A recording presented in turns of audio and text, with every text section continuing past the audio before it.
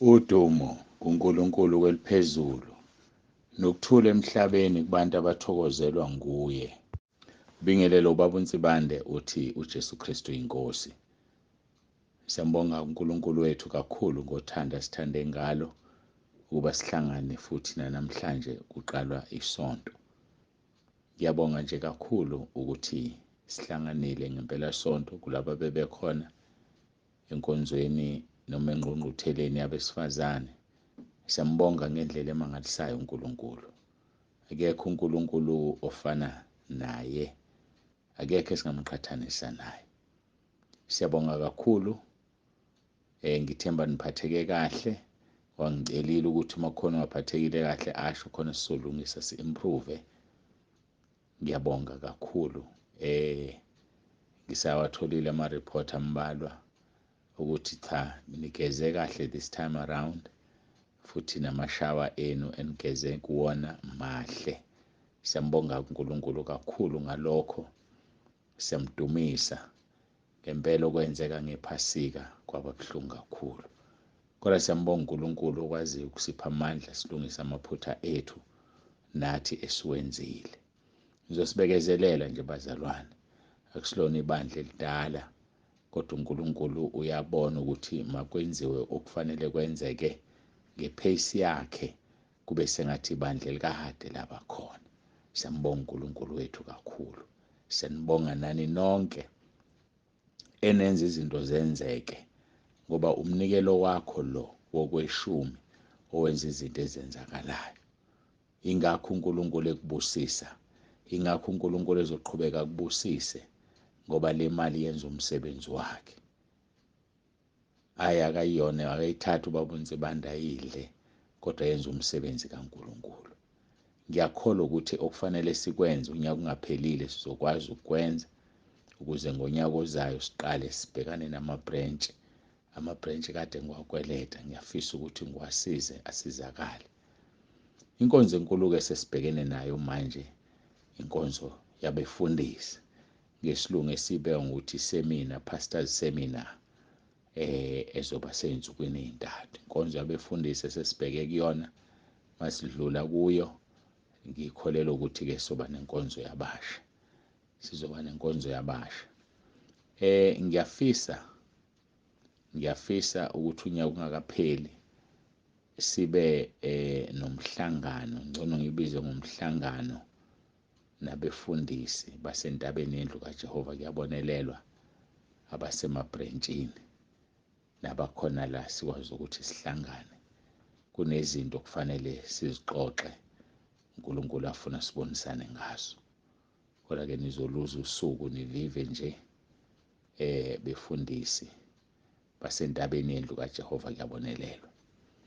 Okwamanje-ke sibhekene no-October iviki lokuqala lapho sizoba khona nenkonzo zabefundisi. Bonke abathanda ukufika mhlamba ngigcizelele-ke lento ukuthi-ke sibe nayo inkonzo yabefundisi ngonyaka odlule siqala yayiwusuku olulodwa.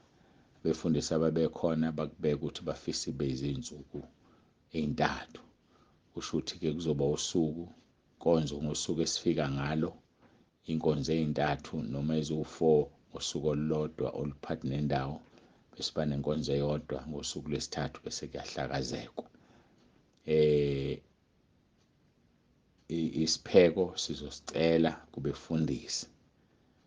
Angikubeke lokho, asisicelanga enkonzweni eyodwa ngathandaza uNkulunkulu wangipha imali, kodwa-ke isipheko sizosicela nokuthi angikubeke kucace befundisi ukuthi indawo yokulalisa befundisi anginayo ngoba befundisi ngiyabahlonipha kakhulu. Kunzima ukulalisa umfundisi phansi esipontsheni ngoba iyona nto esinayo leyo, yipontshi nephansi. Indlu yenkonzo nezinye izindlu-ke ezikhona yilokho kuphela. Ngakho umfundisi obona ukuthi kuzoba nzinyana lokho, ngiyamcela nje Nkosi yami kuse-early abhukhe. Amaningi ama-B&B mawuguglisha uzowathola ama-B&B around la.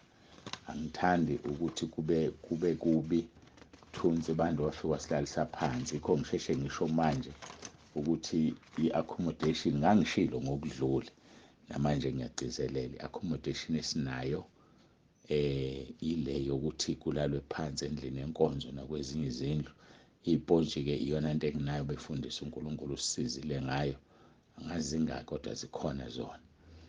Iy'nkonzo ziqala mhla ka-3 October ziphele mhla ka-5, kusho ukuthi inkonzo iqala izoba 3 October ntambama, bese kuthe ezintathu noma eziwu-4 ngolwesithathu mhla ka-4, eyokugcina ekuseni ngolwesine mhla ka-5, bese siyahlakazeka ngoba inhloso asithanda ukususa abefundisi nge-weekend fanele babe semabandleni abo, umoya ongcwele akababeke kuwona.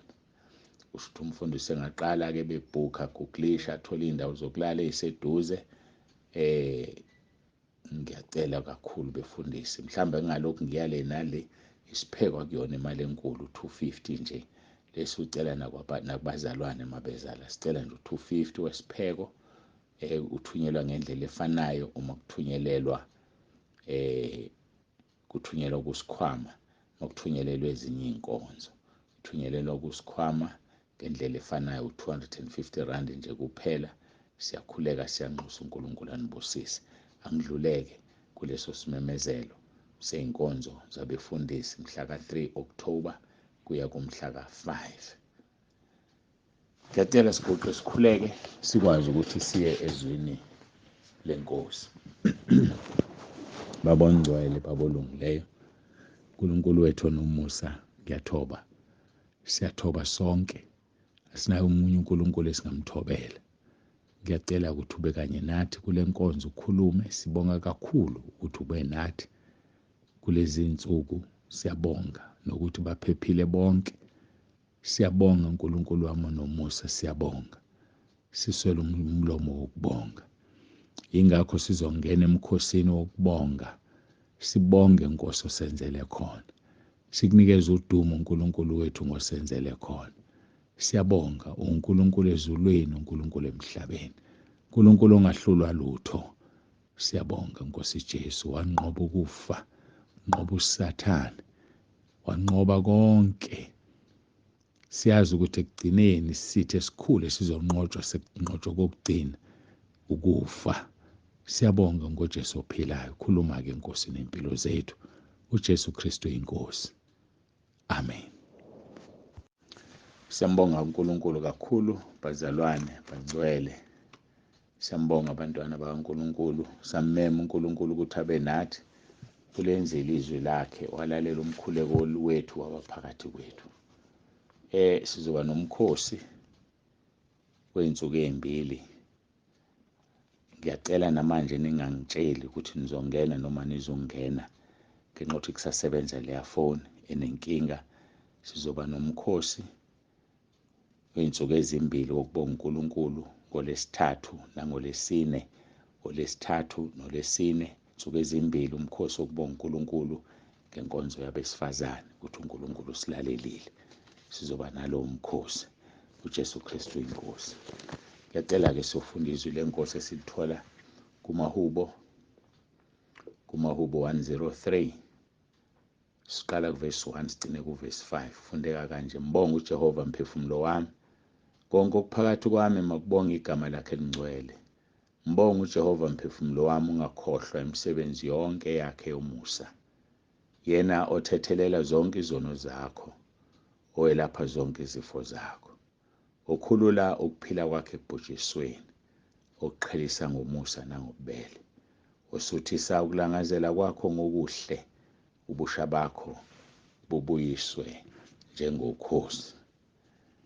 Siyaqela-ke kakhulu kuvesi 3 othi yena othethelela zonke izono zakho, owelapha zonke izifo zakho. Besikade-ke siqhubeka nalo izwi lethu lapha kwekaJakobe chapter 4 uvesi 7, othi ngakho thobelani uNkulunkulu kepha nimelane noSathane, khona uyakunibalekela. Ngakho thobelani uNkulunkulu kepha nimelane noSathane, khona uyakunibalekela. Isikhali esinganakekile sokuthobela uNkulunkulu esidala ukuthi uSathane abaleke. Mayikhuluma uNkulunkulu into ayikhulumayo yenze, ungabuzi, ungacomplain, usathane uzobaleka ngoba uyena oletha ukuthi buza, uyena oletha ukuthi complaina. And ngesikhathi ubuza isuke ikhona impendulo, suke kukhona leli zwi elincane elishoyo elithi cha musukwenza, yebo ungakwenza, kodwa ufuna ukubuza ngoba ufuna kube nomuntu ozothi uma uyenza into ubusuthi kusho usibani bani. Awuphume lowo moya abazalwane kuthina. Sifuna ukukholelwa kumuntu kanti fanele sikholelwe kuJesu nakuloya amthumileyo, uJehova Sebawothi, uNkulunkulu wethu simakade. Ngakho-ke asiphume ekukholelweni kumuntu. Yebo, uNkulunkulu uyasinika abantu ngesinye isikhathi ukuthi basihole njengoMose wayehola abantwana bakwa-Israyeli. Nabanye baningi babaholile behola nezimpi, uyakwenza lokho. Kodwa phela thina siphile esikhathini la iNkosi uJesu siyafika yafa esiphambanweni yathumela umoya ongcwele. Ake sifunde ukukhuleka. Sifunde ukukhuleka. Sifunde ukuholwa umoya ongcwele. Singaholwa umuntu. Yebo, umuntu ongena umoya ongcwele akaholwe umuntu onomoya ongcwele. Ungaholwa inoma ubani. Ngeke kukusize lokho. Uholwe inoma ubani, umuntu ohlaza nje ngena moya ongcwele, cha ngeke kusize. Ake siholwe umuntu onomoya ongcwele. Nawe ukhuleke ukuthi ube ngcwele ukuze umoya ongcwele ahlale kuwena. Kuzokusiza lokho.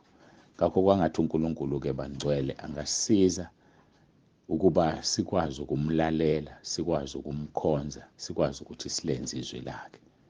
Uthi kuvesi 7, ngakho thobelani uNkulunkulu kepha nimelane noSathane khona uyakunibalekela. Simelwe ukuthobela uNkulunkulu. Simelwe ukumthobela ngazo zonke indlela. Uma simthobela, uSathane uzosibalekela. Asibuyeke siye kuleli zwi-ke ebesikade singalo.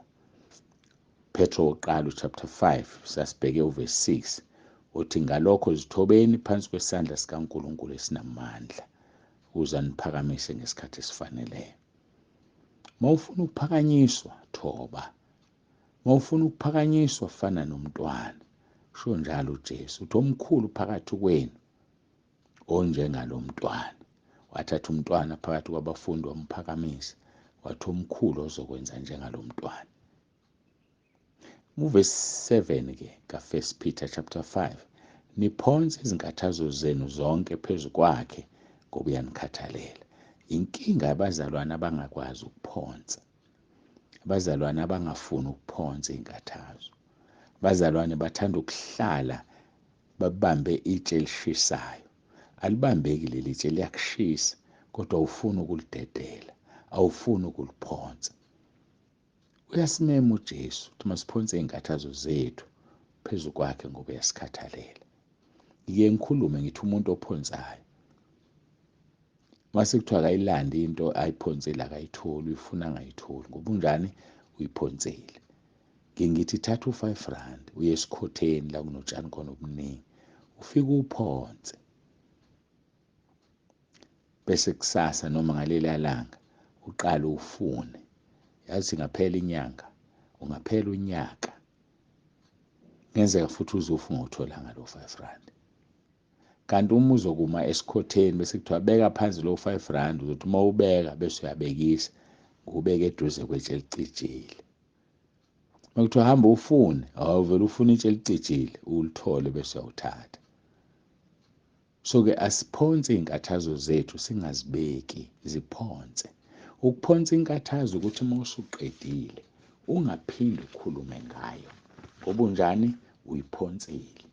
Abantu abakhuluma ngey'nkathazo zabo yilabo abantu abangayiphonsanga. Ake siphonse izinkathazo zethu bazalwane ngoba uyasikhathalela. Iphonse inkathazo yakho. Iphonse. Hayi ilahle ngempela futhi ngoba iyakushisa nje awuyithandi. Sithanda ukutshela abantu izinto esizenzile. Azathi lapha kuFilip chapter 4 qala kuvesi 5, ukubekezela kwenu akwaziwe ngabantu bonke, inkosi iseduze. Abantu mabazi ukuthi uyabekezela, musumtshela umuntu izinkinga zakho, musumtshela umuntu into oyikhulekelayo. Ngike ngidabuke ngabantu abathanda ukubamba imikhosi yabo nabanye abantu. Asukele umuntu nje wesibanibani ake singene emkhosini noma singene fasting noma sikhuleke. Athi omunye, hawu sikhulekelani? Ayusiyamtshela, hayi mina nginenkinga yokuthi ngikhulekela yona. Sekonakele. Lithi ukubekezela kwena kwaziwa ngabantu bonke, Inkosi iseduze, ningakhathazeki ngalutho.